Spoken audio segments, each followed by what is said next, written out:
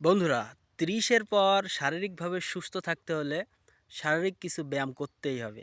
Diabetes সহ আরও নানা রকম শারীরিক ঝুঁকি থেকে মুক্ত থাকতে হলে দৌড়ানো, হাঁটার কোনো বিকল্প নেই। হাঁটতে হবে, দৌড়াইতে হবে। আপনারা ইতিমধ্যে দেখে থাকবেন যে আপনাদের বাড়ির আশপাশেই অনেকেই কিন্তু হেঁটে থাকে, দৌড়ায় থাকে। কারণ কি?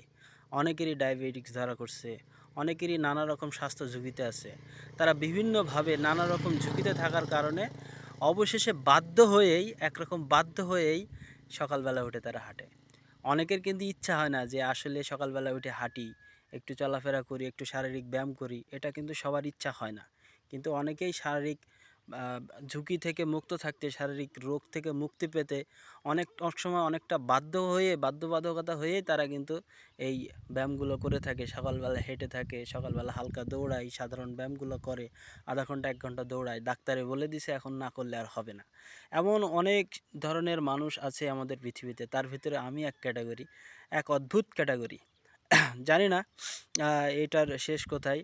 তবে আমি চেষ্টা চালিয়ে যাচ্ছি। আপনারা দোয়া রাখবেন যেন আমি এভাবে প্রত্যেকদিন কিছু না কিছু ব্যায়াম করতে পারি, শরীরকে ফিট রাখতে পারি, সুন্দর রাখতে পারি। আর আপনাদের ইন্সপিরেশন পেলে আমি আরও এগিয়ে যেতে পারবো।